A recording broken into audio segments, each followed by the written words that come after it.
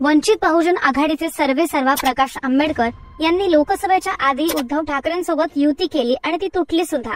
अर्थात 2019ला वंचितचं जे काही वर्चस्व होतं ते 2024च्या लोकसभेमध्ये हरवलेलं दिसलं किंवा अनेक ठिकाणी त्यांचं डिपॉझिट सुद्धा जप्त झालंय।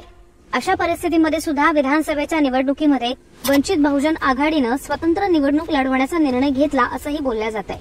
आता अशाच परिस्थितीमध्ये MIM आणि वंचित बहुजन आघाडी यांची सारखीच परिस्थिती आहे किंवा मनसेची सुद्धा हीच परिस्थिती आहे आणि या सगळ्या समीकरणामध्ये हे तिघ जण एकत्र येतील अशी सुद्धा शक्यता होती, पण ती शक्यता त्यांचे आताचं मत पाहिलं तर फारशी प्रभावी वाटत नाही। त्यातच आता एक चर्चा समोर आली आहे, ती म्हणजे महायुती राज ठाकरे आणि प्रकाश आंबेडकर यांची मदत घेण्यासाठी प्रयत्नशील आहे। आता केवळ ही चर्चा आपण समजतोय तितकी संक्षिप्त तर नक्कीच नाहीये।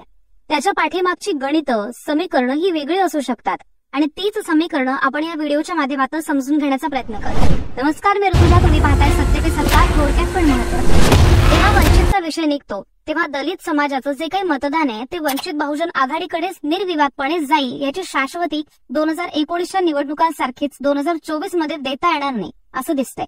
कारण की त्यांच्या बदललेल्या भूमिका असतील किंवा भाजपला हरवण्यासाठी आघाडी करणं गरजेचं असून सुद्धा स्वबळाचा दिलेला नारा हा कुठेतरी दलित मतदारांना पटलेला नाहीये।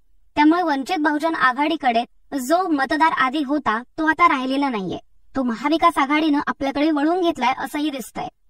पण बहुसंख्य दलित मतदार सुद्धा असे आहेत की जे केवळ आणि केवळ प्रकाश आंबेडकर यांच्या नावाकडे बघूनच मतदान करणार आहेत।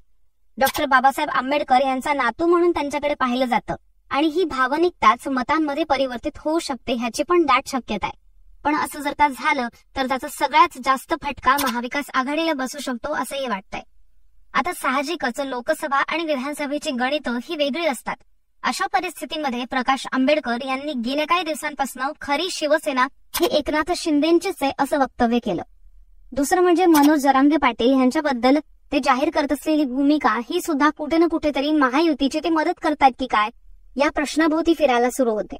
कारण की ते सरळ सरळ देवेंद्र फडणवीस यांची मदत करणार नाहीत हे जगजाहीर आहे, तरी सुद्धा ते एकनाथ शिंदेंना पाठिंबा देण्याची भूमिका घेऊन महायुतीला मदत करतील असंही दिसतंय।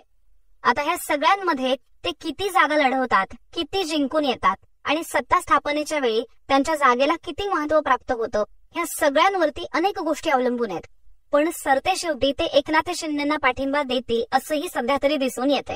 कारण की त्यांचे आणि एकनाथ शिंदेंचे संबंध असतील, राजकीय विचार असते आणि गेल्या काही दिवसांपूर्वीचे त्यांचे वक्तव्य असते, हे सगळं जर आपण बघितलं तर वंचित बहुजन आघाडी एकनाथ शिंदेंच्या पाठीमागे उभे राहू शकते असं बोलल्या जाते।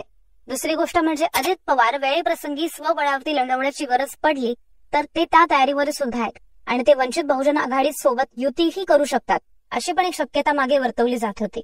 म्हणजे अजित पवार असतील किंवा मग एकनाथ शिंदे असतील यांच्या संदर्भात सॉफ्ट कॉर्नर वंचित बहुजन आघाडी कदाचित घेऊ शकते। आता निश्चितच हा जर तरचा सगळा प्रश्न आहे, पण सगळ्यात मोठा प्रश्न असा उपस्थित होतो की महायुती प्रकाश आंबेडकरांची मदत घेईल का? तर ह्याचं उत्तर शोधताना आपल्याला पुन्हा एकदा लोकसभेच्या निवडणुकांकडे लक्ष द्यावं लागेल की लोकसभेच्या निवडणुकीमध्ये संविधान हा मुद्दा केंद्रस्थानी होता आणि संविधान वाचवण्यासाठी दलित, आदिवासी, मुस्लिम आणि इतर बहुसंख्य समाज एकत्र आला आणि त्याचा परिणाम लोकसभेच्या निकालावरती पडला।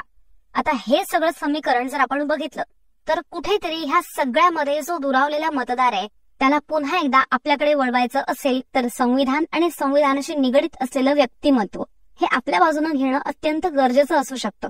मग त्यामध्येच मध्यस्थी भूमिका घेणारे राज ठाकरे असतील किंवा मग वंचितच्या हक्कांसाठी नेहमीच आवाज उठवणारे प्रकाश आंबेडकर असतील, यांनी जर महायुतीच्या बाजूने एखादी जरी भूमिका घेतली तर त्याचा सरळ सरळ फायदा हा महायुतीलाच होऊ शकतो। आता तो फायदा निवडणुकीच्या अगोदर होईल की निवडणुकीच्या नंतर होईल हे आता सांगणं थोडंसं अवघड आहे, पण तरीही महायुतीसाठी प्रकाश आंबेडकर अत्यंत गरजेचे आहेत सध्या तरी असं दिसून येते।